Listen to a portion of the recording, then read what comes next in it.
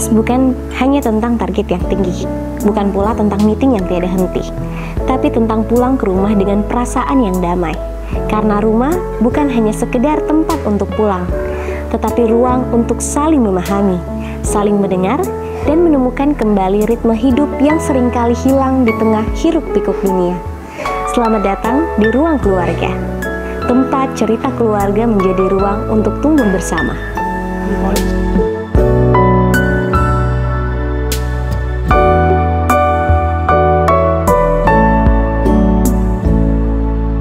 Assalamualaikum warahmatullahi wabarakatuh. Sahabat Ruang Keluarga, insan kala yang kami banggakan, setiap keluarga pasti punya cerita sendiri. Penuh warna, ada tawa, ada diam, ada kesibukan yang menyita waktu, dan ada juga momen hangat yang ingin diulang kembali. Tapi satu benang merahnya yaitu komunikasi. Dan pada kesempatan kali ini, kita memiliki momen yang sangat istimewa. Karena kita tidak hanya berbicara bagaimana sih komunikasi dalam rumah tangga, tetapi kita juga akan menyelam lebih dalam tentang perjalanan panjang cinta, kepercayaan, dan kebijaksanaan yang telah dibangun selama puluhan tahun. Bersama dua sosok yang kita hormati, Bapak Burhanuddin Lestim sebagai seorang suami, ayah, dan juga CEO Kala Aspa. Dan juga bersama Ibu Mardiana Halik sebagai seorang istri, ibu, sahabat hidup, dan juga COO Bunga Indah Malina. Keduanya telah bersama dalam pernikahan puluhan tahun, dan dalam perjalanannya ada cinta yang tumbuh, komunikasi yang berkembang, dan juga nilai-nilai keluarga yang terus hidup. Mari kita belajar dari pengalaman yang tidak hanya kaya, tetapi juga penuh makna. Bagaimana kabarnya, Pak? Baik, Alhamdulillah. Bagaimana kabarnya, Bu? Alhamdulillah. Alhamdulillah baik. Kalau boleh tahu, sudah berapa lama, Bu, Bapak sama Ibu menikah? November nanti 38 tahun ya. 38 tahun, wah. jauh lebih lama dari saya ini, Pak. Nah, kalau boleh tahu, Bu, seperti apa sih Bapak dan Ibu waktu pertama kali bertemu? Siapa ya, Pak? Kita sebenarnya ya itulah jodoh barangkali ya. Jadi awalnya itu sepupunya dia, teman kuliah teman saya. Gitu. Nah, diperkenalkan. dia bawa itu lihat album foto di tempat saya, teman saya punya rumah. Dia lihat foto saya.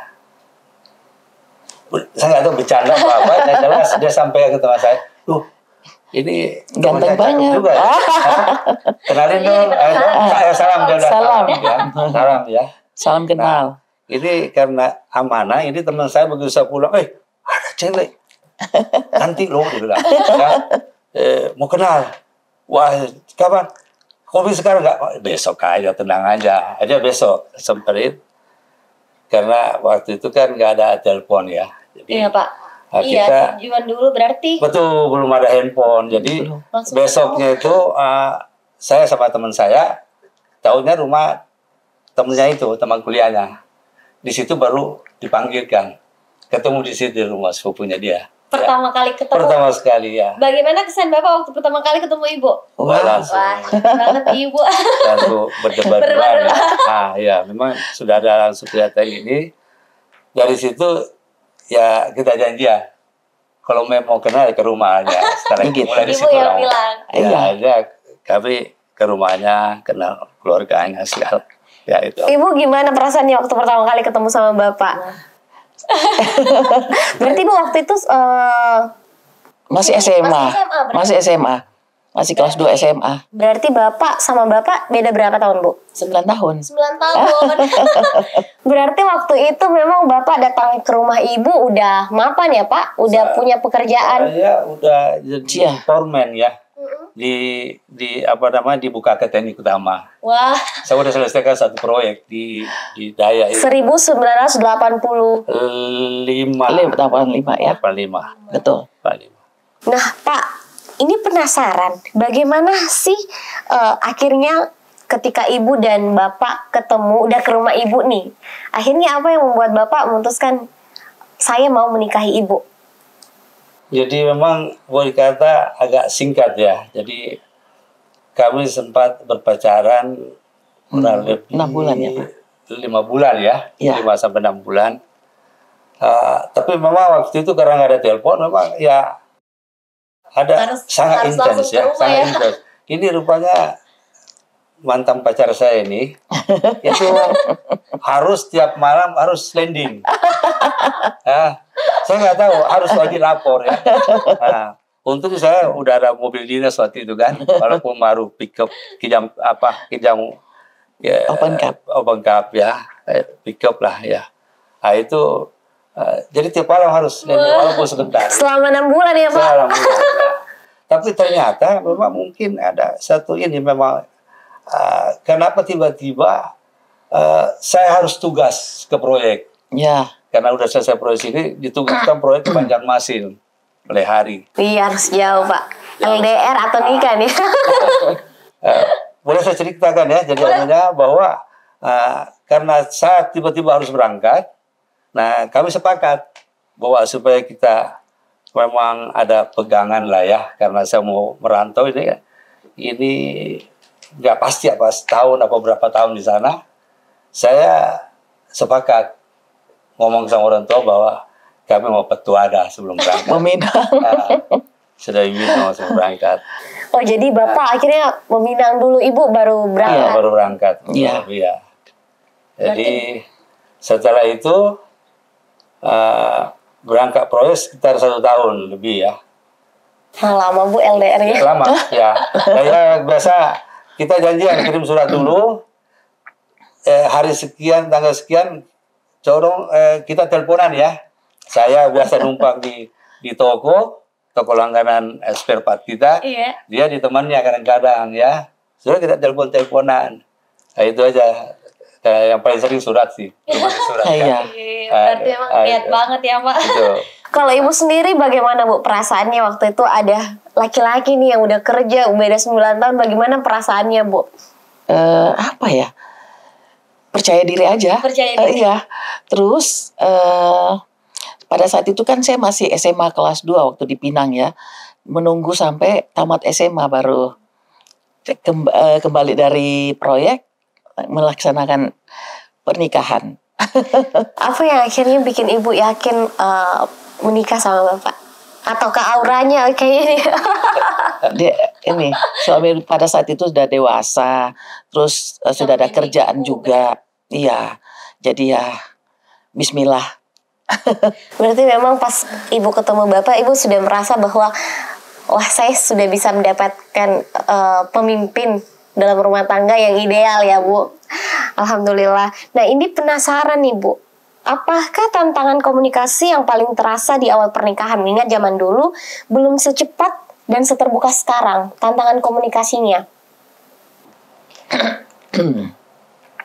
Yang surat-suratan berarti dulu yang LDR, akhirnya menikah bareng untuk sama-sama ke sana. Pada saat itu kan kita masih di di tempat perantauan ya, berdua. Jadi saling menunggu saat makan siang, pasti suami pulang nih ceritanya. Jadi setiap makan siang dulu Bapak pulang Bu ke rumah. Iya, terus kembali lagi ke proyek. Iya, begitulah cerita. Berarti di situ Ibu udah mulai belajar masak. Iya, belajar masak saya. Pertama kali Ibu masuk dapur. Masuk dapur, terus bikin apa Pak? Bikin kepala butung. Walaupun sebenarnya gagal balu butungnya, tapi karena yang dihidangkan orang kalau saya salah terlalu cair ya. Bukan kental. Ini harusnya pakai tepung terigu, saya pakai tepung beras. Jadi diaduk. Loh kenapa enggak jadi kental? Tapi tetap aja saya kasih tetangga. Dan lu enak ya, karena orang Jawa nggak tahu kan.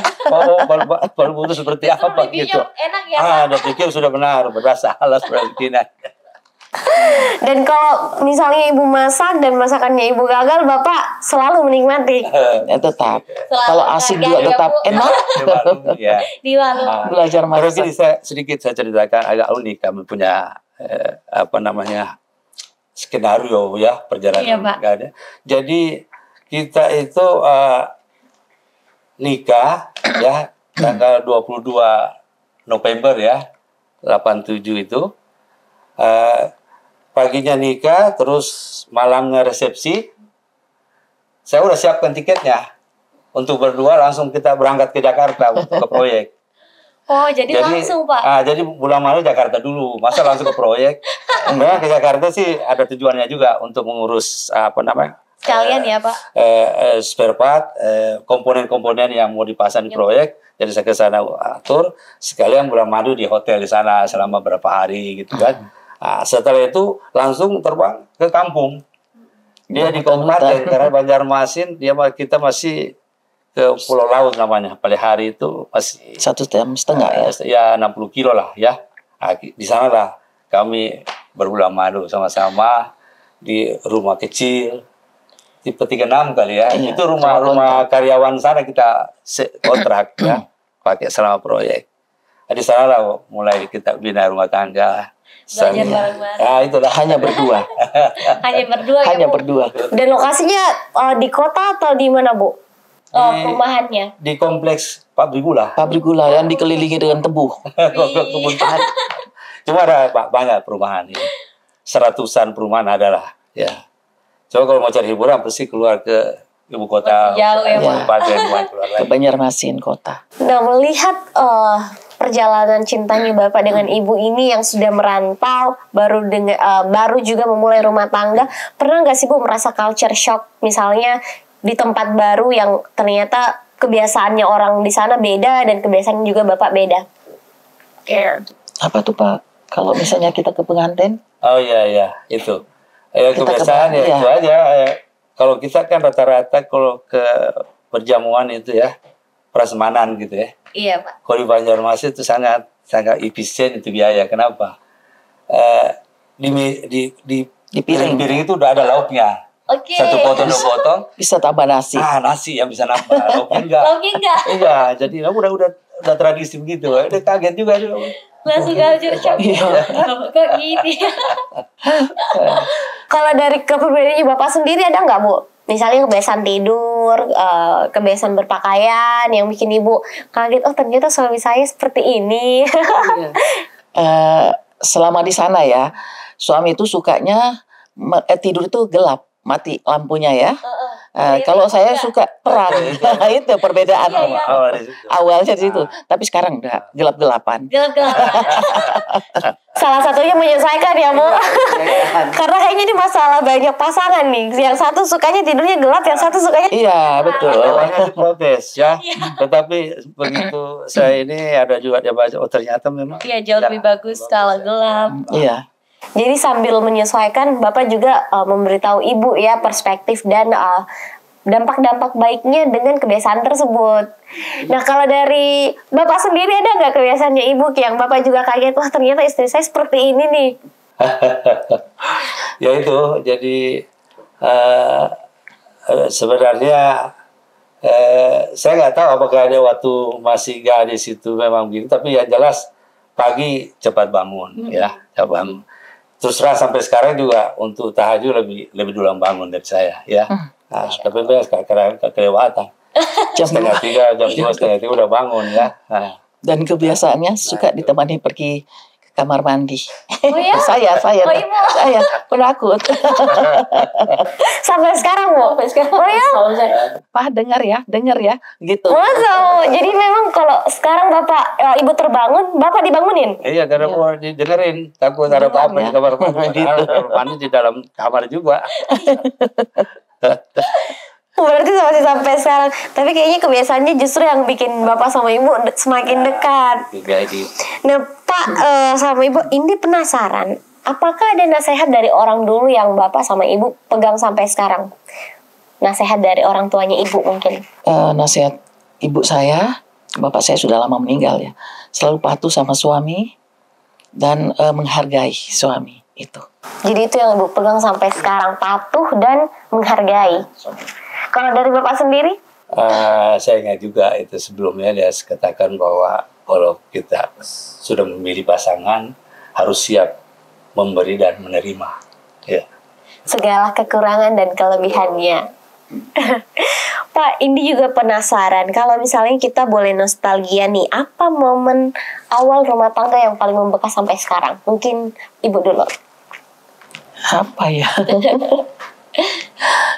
Apa ya Pak? yang sering kita lakukan kalau misalnya Itu waktu di sana, waktu mulai baru kita kan di kampung. di kampung. Keluar, itu perumahan itu kan di belakang tidak ada pagar itunya. Kamar mandinya di Tiba-tiba belakang. banyak kecoa di belakang. Iya, Jadi keluar rumah dulu Bu, baru ke kamar mandi.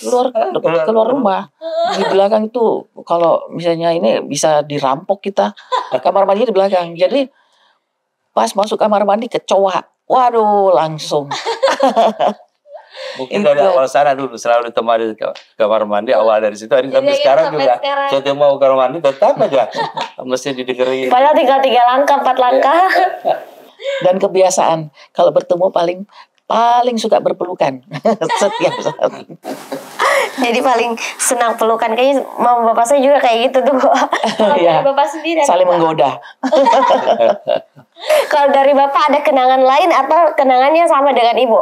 Yang paling membekas di awal pernikahan? Yang awal pernikahan itu memang ya dari awal itu setiap mau berangkat itu nggak bisa tidak itu harus biasa kalau saya lupa itu nanti Putar balik. lupa harus balik harus itu cium tangan terus kecup ini kening ya datang juga begitu ya jadi kadang-kadang juga kalau saya pas ketemu di acara teman-temannya Saling. kami langsung salam terus cium biasa teman-temannya suara nggak biasa gitu kan tapi karena kebiasaan kita ya bukan dibuat-buat sebenarnya kan memang sehari-harinya seperti itu ya jadi kadang-kadang Sudah kita refleks. cemburu teman-temannya ya itu gitu. Padahal sampai sekarang ya Pak. Wow, kebiasaannya bertahan sangat-sangat sangat-sangat lama. Nah Pak, ini mau bertanya nih, bagaimana sih ibu sama bapak membagi waktu antara peran di rumah dan peran profesional saat itu sampai saat ini? Kalau Bagi waktu. ya memang saya terus terang kalau pekerjaan di kantor ya. Jadi saya nggak pernah bawa tas atau laptop ke rumah nggak pernah. Jadi pekerjaan ya diselesaikan di kantor. Kecuali ada janjian sama relasi ketemu di luar lain ceritanya. Tapi saya mesti pulang dulu. Ya mesti lapor dulu karena di rumah ada yang menunggu gitu kan. Ya biasa saya jarang dari ini apalagi di Makassar ini kayak di aja Jawa di Jakarta ya. Bahwa nggak sempat ke rumah di sini pasti bisa. Bagaimanapun sibuknya waktunya pasti kita sempat ke rumah dulu baru ke relasi untuk ketemu jamuan atau apa ya. Yang jelas di rumah urusan rumah ya. Keluarga dengan cucu-cucu semua. Kantor diselesaikan di kantor itu ya. Kalau dari ibu sendiri bagaimana Bu? Ketika melihat bapak yang memang meetingnya itu sangat banyak sekali, terus dari kantor pagi sampai sore, bagaimana ibu merasa bagaimana untuk menjaga peran itu supaya ibu juga tetap bisa berkarir dan bapak juga bisa profesional di kantor? Karena pagi-pagi itu saya juga ke ini ya, ke kantor ngurusin bunganya Bu JK. Jadi kalau pulang itu kalau bapaknya belum sampai di rumah pasti telepon, Pak di mana, posisi di mana gitu. Jadi memang intens Selalu iya. sih, pokoknya setiap hari bisa jadi bukan hanya satu kali chat, tapi kayak pagi, siang, sore. Pokoknya setiap kalau misalnya ada ini pasti telepon gitu. Wow, nah ini juga penasaran Bu. Apa hal kecil yang selalu dijaga agar merasa tetap dekat? Kalau saya pribadi ya, suami saya ini sangat baik hati, penyayang, memanjakan saya. Dan saya memang orangnya suka manja sama suami ya. Jadi iya betul. Jadi senang lah selalu bersama. Jadi memang ibu sama bapak sangat-sangat physical touch. Kalau bisa bergandengan tangan. Iya, selalu.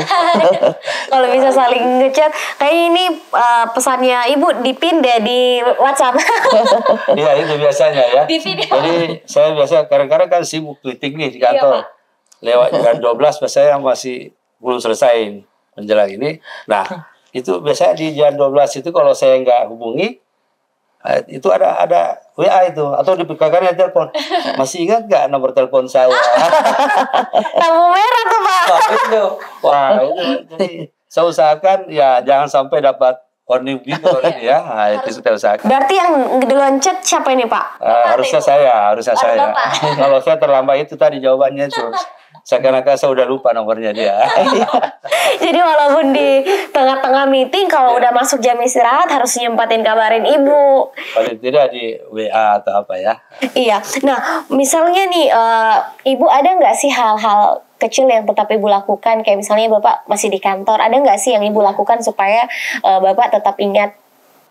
Iya, saya kebiasaan itu kalau misalnya mau mau keluar, saya akan pamit, Pak, saya mau ke sini ya. Terus sampai di rumah juga begitu. Saya udah di rumah supaya enggak khawatir. Saling berkabar. Iya, betul.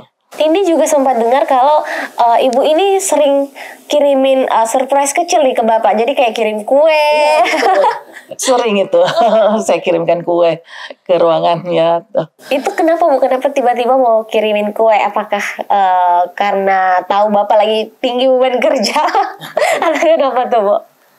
Itu karena ini ya, Bapak kan sering minum kopi juga minum kopi di ini biar ada teman kopinya gitu. Terus Kopinya aja dicari pendamping ya Pak. Iya, betul. Selalu jangan sampai dia ini ya. Tidak dibiarkan bapak sendiri. Betul. Nah, bagaimana ibu dan bapak menunjukkan kasih sayang satu sama lain tanpa dengan kata-kata? Kadang-kadang itu ya kalau pas begitu ketuk dari kamar mana langsung biasa lagi. Iya. Peluk, cium, I love you. Itu selalu tiap hari tuh, I love you, Pak.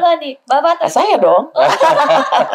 Jadi yang langsung peluk bapak. Kayaknya itu bebannya langsung hilang ya Pak. Iya, bisa ya. Saya yang selalu bilang love you, Pak. Terus I love you too. Gitu. Masya Allah. Jadi memang ini melihat energi positifnya ibu besar sekali ya di dalam rumah tangga ini. Bagaimana energi positif itu selalu dipaparkan ke bapak. Jadi walaupun bapak lagi punya beban kerja yang tinggi, itu pasti bakalan terkikis karena energinya ibu diserap terus sama bapak. Alhamdulillah. Alhamdulillah, Masya Allah. Nah, pernah nggak sih ibu dengan bapak merasa fase terpisah? Terpisah secara emosional karena kesibukan. Dan bagaimana akhirnya ibu sama bapak menyatukannya kembali? Tahun 2017 yang lalu, waktu itu sempat masuk di ICU di Siloam selama 8 hari. Ya, kemudian dirawat di sana kurang lebih jumlahnya kira sebulan ya. Itu di situ saya merasa terpukul ya, baru merasa sekali bahwa memang pentingnya seorang ibu ya, seorang istri ya mendampingi. Dan waktu itu memang ya sedikit saya tertolong ya, jadi memang baru saya sadari bahwa ada memang kadang-kadang momen-momen tertentu Allah membantu kita ya melalui sesama manusia ya. Pada saat itu tiba-tiba Pak JK itu ada acara di Makassar.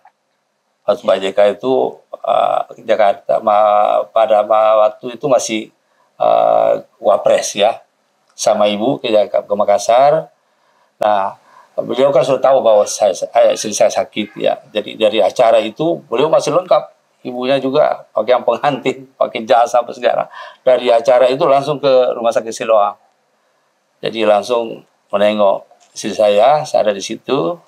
Langsung terus sempat beliau. Iya, saya minta sama Bapak dan Ibu. Saya ngomong sama Ibu, Bu, saya mau ikut ke Jakarta, Bu. Saya mau sembuh. Aduh, sedih sekali rasanya. Tapi alhamdulillah berarti memang ibu melihat bahwa ibu harus berjuang. Iya. Ibu harus berjuang untuk sembuh. Sangat sedih. Dan akhirnya memberanikan diri. Saya mau sembuh, saya mau hidup lagi, saya mau lihat cucu. Saya bilang sama Ibu JK, saya mau lihat cucu saya, Bu. Bagaimana perasaan ibu saat itu? Apakah ibu merasa bahwa punya kesempatan lagi nih? Ya. Kita harus berjuang lagi. Berusaha. Saya berusaha untuk ini. Makanya saya minta sama Bapak dan Ibu. Terus beliau mengikutkan saya di pesawatnya, membawa ke rumah sakit hingga sampai sekarang. Alhamdulillah saya sembuh. Jadi sebenarnya situ saya bersyukur sekali ya, karena waktu ini langsung Pak JK spontan langsung telepon, sampaikan ke ajudannya, tolong hubungi kepala rumah sakit Pramono untuk mengatur ini, besok ikut di pesawat saya ke Jakarta. Jadi alhamdulillah lancar semua urusannya, semua diperbolehkan.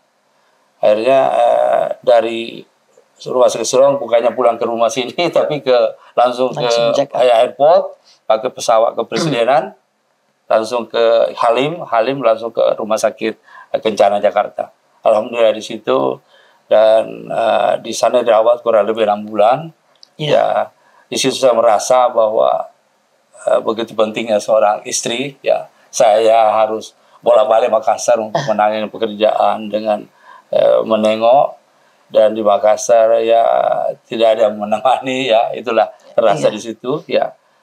Sehingga sampai sembuh alhamdulillah. Jadi baru saya rasakan bahwa ternyata memang dengan berpisah dengan istri itu sangat berbeda, ya. Ya, saya juga begitu. Saya sangat sedih sekali. Saya sampai iya, saya sampai pernah minta sama suami, saya mau pulang, saya sudah tidak tahan lagi, saya bilang. Tapi suami tetap, harus kamu sembuh, ingat kita selalu bersama, selalu dikasih. Iya, hati kita bersama. Betul. Jadi sebenarnya yang agak menguntungkan juga selama di rumah sakit Kencana itu, karena yang antar kita ke situ adalah dokter kepresidenan. Jadi dia titip bahwa ini keluarga Pak JK. Jadi kita betul-betul dapat prioritas lah, ya. Pak ini semua alhamdulillah. Dan ibu juga biasa datang tengok. Sering Ibu Ramlah, alhamdulillah. Sampai selesai, dia ikuti perkembangannya terus. Untuk itu kesempatan kita juga ya patutlah berterima kasih kepada Pak JK sekeluarga, ya. Sama ibu. Ibu sama anak-anaknya, dengan Ibu Fatimah Galla, ya, yang mengizinkan kami bolak-balik untuk mengurus pekerjaan dengan mengurus istri saya di Jakarta, ya. Alhamdulillah. Sekali terima kasih, ya. Alhamdulillah. Pasti bercampur aduk, ya Pak. Apalagi sudah hampir kehilangan ibu. Hampir, ya. Saya merasa hampir. Kira-kira Pak nih, apa sih nilai yang Bapak akhirnya bisa petik dari tantangan terbesar Bapak dan Ibu?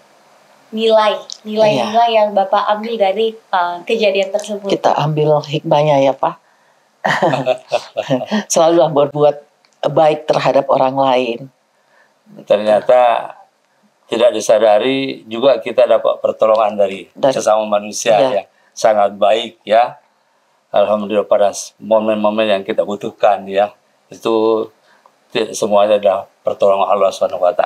Ya. Sekali lagi terima kasih Bapak dan Ibu JK atas pertolongannya. Alhamdulillah saya sudah sembuh, Pak. Ibu, terima kasih. Masya Allah. Jadi memang dari kejadian ini Bapak jauh lebih bersyukur, jauh lebih overprotektif juga berarti, Bu, ya. Dipinjamkan umur lagi, ya. Diberi kehidupan kedua. Berarti ini yang lebih sering ingatin yang mana nih, Bu? Bapak atau Ibu?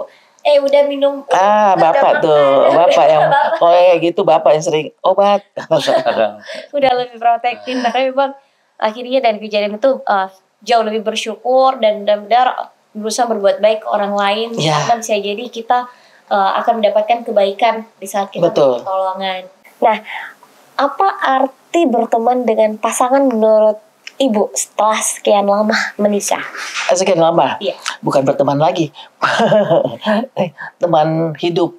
Persahabatanku lebih apa ya? Bersahabat, ya Bu, bersahabat dengan pasangan. Dengan pasangan. Semua diceritakan nggak, Bu, kalau Ibu sama Bapak? Semua hal, atau ada yang Ibu tidak ceritakan ke Bapak? Kalau soal kantor jarang Bapak cerita. Masalah-masalah paling cucu, anak-anak begitu. Jadi memang tentang keluarga, kalau dari kantor sudah nggak dibawa pulang ke rumah, udah nggak didiskusin di rumah. Baik, Bu. Nah, kalau misalnya Bapak, kita melihat perbedaan besar ketika menjadi sumber perdebatan di awal pernikahan. Jadi waktu di awal pernikahan itu sumber terbesar yang menjadi perdebatan itu seperti apa? Apa ya, Pak?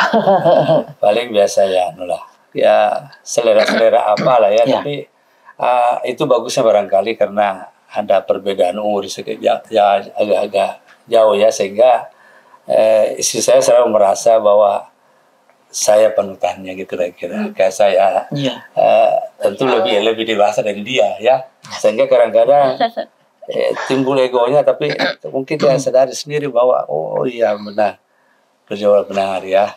Tapi biasalah kadang-kadang kan tidak langsung bisa mengakui ya. Iya. Tapi bagusnya karena itu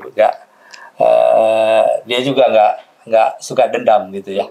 Memang keterbukaan juga alhamdulillah. Ya. Kalau dia tidak senang terus terang. Dia pakai, Pak sini dulu. Duduk Tapi kita. jangan marah ya Pak ya. Apakah masalah keluarga, masalah. Jadi dia tidak marah. Baru dia ngomong aku, walaupun mau marah tapi udah janji tadi. Ya gitu dulu. Iya. Iya betul. Janji tidak marah ya Pak ya. Nah, ya sudah. Itu kan. Jadi akhirnya Bapak yang tadinya mau marah. Iya, karena ada janji. Jadi ini soalnya sudah ini ya, sudah sepakat juga. Kalau dari Ibu bagaimana melihat perdebatan itu? Mungkin bisa jadi perspektifnya Bapak sama Ibu beda nih. Kalau dari Ibu sendiri bagaimana? Sumber perdebatan yang menurut Ibu paling muncul, paling sering? Apa ya, saya kayaknya enggak pernah merasa ini banyak ini berdebat sama soalnya dia orangnya baik sekali, perhatian, benar. Oh ya, saya Apa jadi ya? ingat ya, Mbak. Saya jadi ingat Perhatian sekali suamiku ini. ada satu sekali. Jadi memang saya setiap orang mau naik haji, misalnya bersama-sama mertua atau orang tua, saya bilang cobaan akan muncul, siap-siaplah. Itu cobaan saya waktu saya naik haji sama istri saya kasih ikut karena mamanya udah haji, yang saya ikutkan bapak saya. Di sana cobaan muka Mai bahwa dia merasa di nomor 2 kan. Namanya bapak saya kasih yang udah tua. Saya harus perhatikan, tapi dia tetap nggak mau kalah perhatian dari orang tua saya. Aduh, kata akhirnya semakin dekat hukum semakin menjadi dong punya itu yang saya tidak lupakan itu. Ya. Tapi ya saya serahkan, alhamdulillah semua bisa jalan dengan baik ya. Jadi akhirnya bagaimana Bapak menyikapi hal tersebut? Bagaimana membuat Ibu yakin bahwa saya tidak menomorduakan Ibu? Dia kan orang tua saya dan dia perlu istri saya masih waktu itu masih muda. Udah puluhan. Masih bisa ini sendiri kok. Ya bapak saya kalau waktu itu umur udah hampir 100 tahun ya. Untung orangnya nggak begitu besar jadi, tapi memang harus dipapa, harus selalu dijagain. Nah, saya kasih pengertian. Akhirnya lama-lama ya mengerti juga, alhamdulillah. Jadi cobaan ya. Jadi setiap orang mengayat sama mertua atau apa, hati-hati. Cobaan di sana itu. Jadi memang penting sekali untuk membuat saling memahami ya Pak, menjelaskan secara komunikasinya seperti apa. Tidak langsung kan biasanya tuh Pak ada pasangan yang langsung merasa bahwa kan seharusnya sudah mengerti. Ya kan kita juga mau dijelaskan. Jadi Bapak memang sangat sabar untuk memberikan penjelasan ke Ibu, dan alhamdulillah Ibu juga memahami lebih dalam lagi perspektifnya Bapak. Nah, ini penasaran, seiring waktu apakah cara Ibu dengan Bapak itu menyelesaikan konflik juga berubah? Makin kesini makin berubah ya. Dulu saya banyak egois memang ya. Ya namanya juga masih muda ya, betul. Terus sekarang kayaknya adem-adem gitu. Jadi ada perbedaan penyelesaian konfliknya Bu. Dulu bagaimana Bu cara menyelesaikan konfliknya? Masih berbicara kah, saling berargumen? Jadi kami berdua berbicara dengan apa yang menjadi masalah, terus ini yang penting dapat. Iya. Kalau sekarang bagaimana Bu cara menyelesaikan konfliknya? Dengan cara apa ya Pak? Karena sudah lama bersama ya, jadi saling memahami. Sudah tahu juga ininya lah. Ya biasanya kalau ada ini ya pasti kita selesaikan sebelum besok pagi ya. Selesaikan di tempat tidur. Jadi tidak boleh tidur dalam keadaan marah. Iya, itu juga ini percaya sih Pak. Jadi memang ketika kita mau tidur kita harus dapat ridhonya suami dulu. Jangan sampai kita dalam keadaan marah terus tidur, karena pasti besok energinya udah negatif. Yang lewat dari 1 hari ya marahnya. Karena ada kebiasaannya juga. Kalau saya tidak bersamaan tidur, kalau mau tidur kan cium saya dulu Pak, tidur ya. Tapi kalau dia Pak udah ngantuk saya duluan. kalau mau tidur cium saya Pak ya. Iya. Tadi mau cium nggak? Tapi Ya, lagi marah Pak konteksnya. enggak, biar nggak marah. Oh, biar nggak marah. Jadi harus damai karena harus dilakukan itu. Jadi biasa sudah ngantuk, lupa udah dicium. Tadi mau cium nggak? Ya, cium juga, padahal enggak. Betul Ibu nggak lihat Ketahuan. saya, Pak. Nah, ketahuan. Ketahuan tuh. Ketahuan. Jadi memang apalagi ibu juga punya kebiasaan-kebiasaan unik ya. Kalau misalnya mau ke toilet dan lain sebagainya. Pasti kayak gini, Papa dengar ya saya. Oh iya, gitu. Padahal dia tidur. Jadi walaupun marah gini ya mau nggak mau tetap harus dibantuin sama bapak. Makanya kan dia harus damai sebelum tidur ya.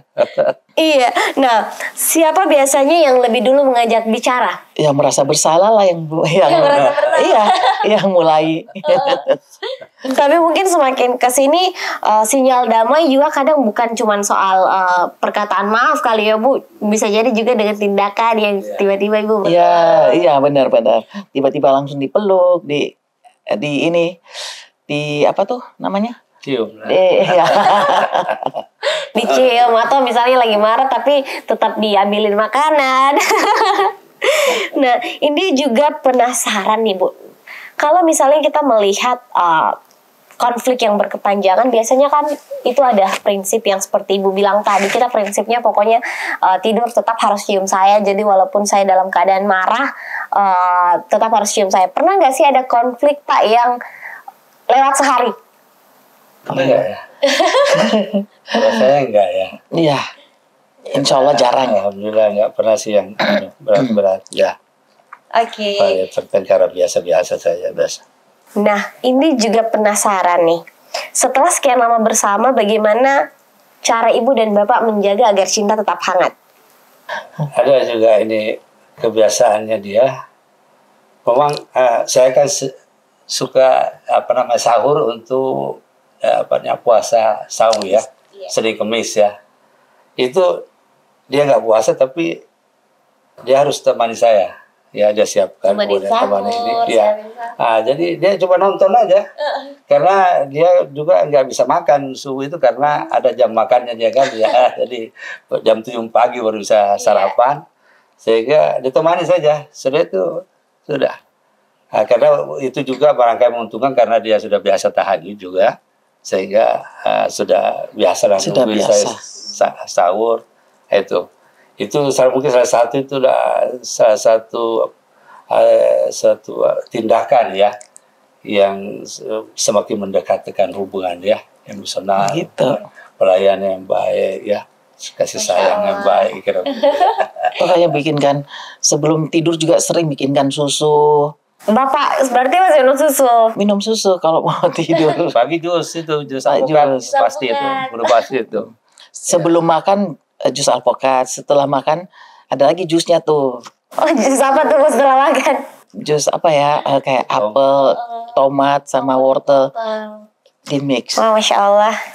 Ini saya kalau melihat Ibu ini kayak bisa menjadi sosok istri panutan generasi muda. Karena generasi muda tuh Bu, kadang kita itu mungkin karena kita dipaparkan dengan keadaan bahwa wanita independen harus bisa ini kita kadang melupakan ruh bahwa bagaimana istri itu bisa menjaga suaminya dengan baik, bisa mengurus suaminya dengan baik, dan ini mungkin juga bisa menjadi pengingat buat insan kala dan seluruh generasi muda yang mungkin ingin membangun rumah tangga bahwa sangat penting untuk melihat suami kita, bagaimana kita mengurus suami kita. Itu kan kadang sudah mulai hilang nih Bu semakin kesini. Nah, ini mau tahu Bu, kalau misalnya kita boleh menyampaikan satu nilai yang jadi kunci bertahannya hubungan ini, apa itu? Satu nilai. Kalau Ibu mungkin? Bapak dulu nih. Ya itu adalah yang tadi itu adalah komitmen kita berdua. Komitmen. Bahwa kita memulai dan kita akan berakhir bersama. Ya, itu jadi Amin. apapun itu pasti namanya kita berlayar tentu ombak di mana-mana, tapi kita punya komitmen berdua ya. Masya Allah. Kalau Ibu sendiri bagaimana Bu? Kalau saya, jangan adu dusta di antara kita. I love you. Iya itu kan. Jadi memang ibu tipe orang yang harus belak-belakan nih sama ibu. Apa kalau misalnya ada kendala sampaikan aja. Kalau misalnya ada yang mau kita diskusikan, diskusikan saja. Ya, betul. Ini dengar-dengar juga ibu sama bapak masih sering bulan madu ya?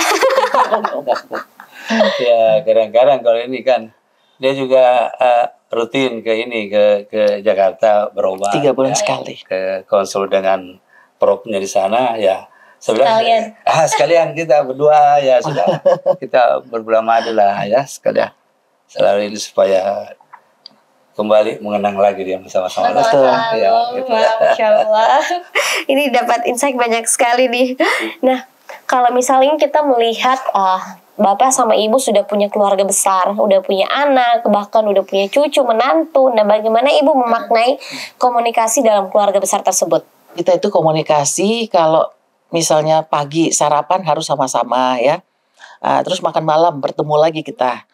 Terus berbincang apa masalahnya hari ini atau apa gitu. Ini sama anak-anak? Sama anak-anak semua ngumpul di meja makan.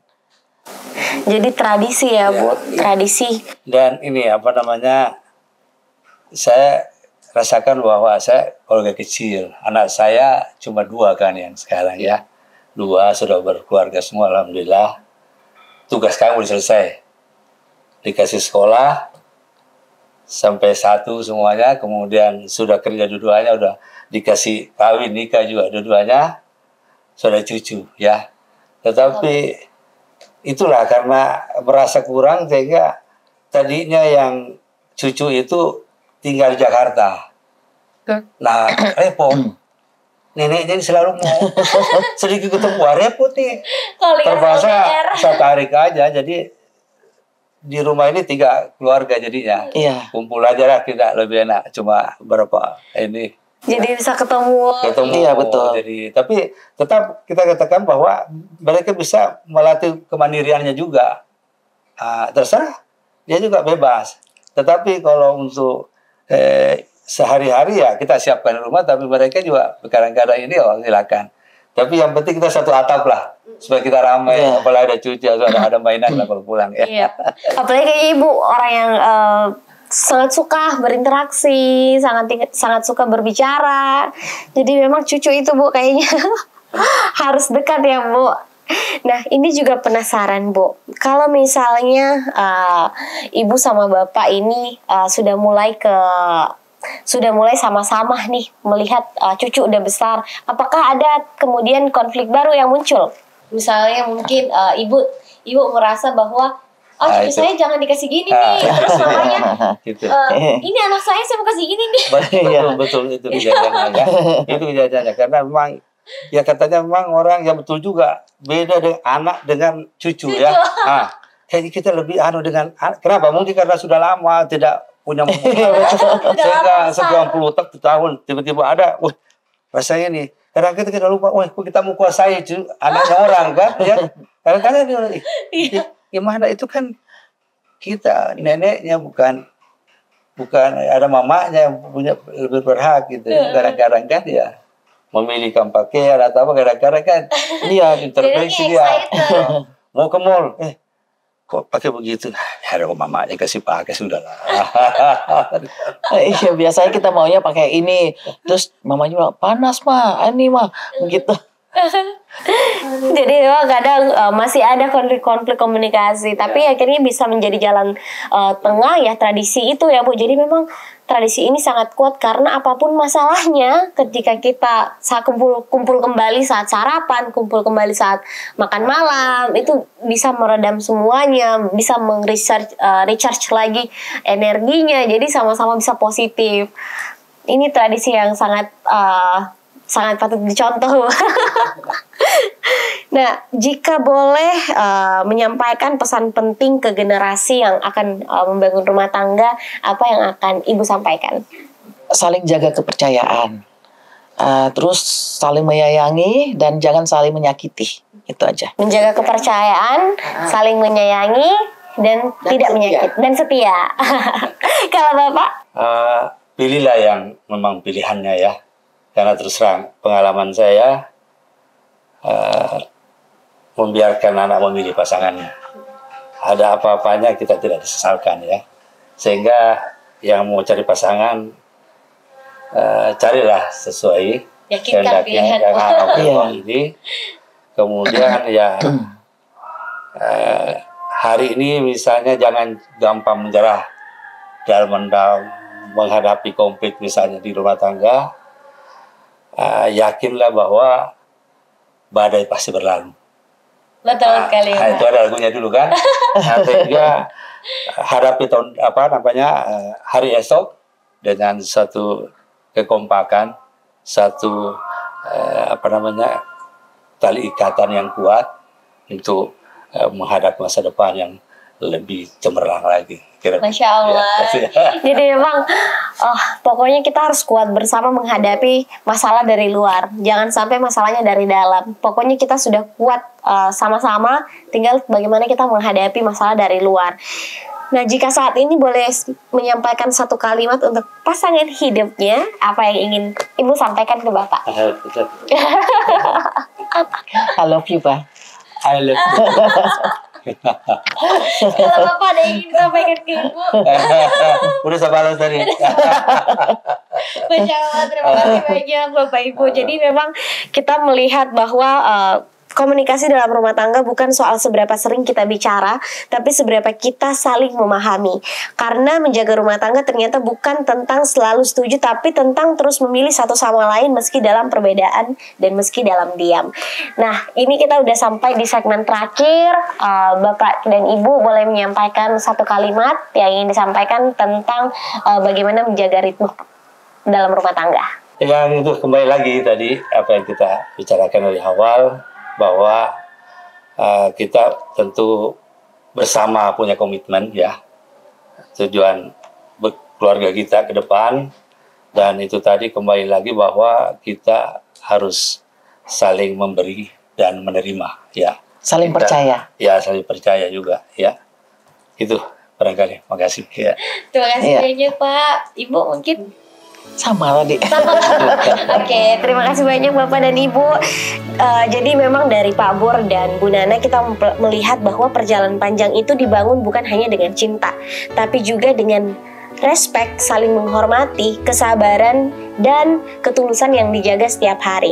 Terima kasih banyak Pak Bur dan Bu Nana atas waktunya hari ini dan juga cerita pengalamannya yang sangat membumi, jujur dan juga penuh makna. Insya Allah ini akan menjadi bekal untuk kita semua yang sedang berjuang menemukan ritme komunikasi bersama orang yang kita pilih untuk hidup selamanya. Karena pernikahan bukan hanya janji yang diucap sekali, tapi pilihan yang diulang setiap hari.